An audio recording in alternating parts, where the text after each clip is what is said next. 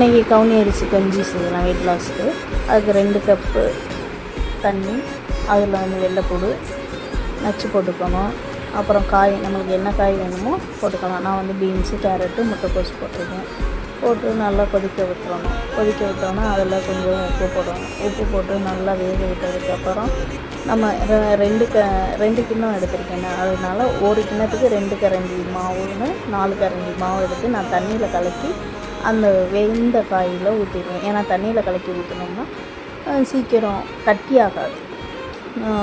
கட்டியாகாமல் நம்ம கலக்கிடலாம் கஞ்சி. அதனால் தண்ணியில் கலக்கி ஊற்றி நல்லா கிண்டி, ஃபஸ்ட்டு தண்ணியாக தான் இருக்கும். நல்லா வெந்தோடனே கொலன்னு வந்துடும், திக்காக வந்தோடனே நம்ம இறக்கி வச்சு ஒரு கிண்ணத்தில் ஊற்றி தயிர் வேணால் தயிர் ஊற்றி சாப்பிட்லாம், இல்லைன்னா அப்படியே குடிக்கலாம். நல்லா ஹெல்த்தாக இருக்கும்.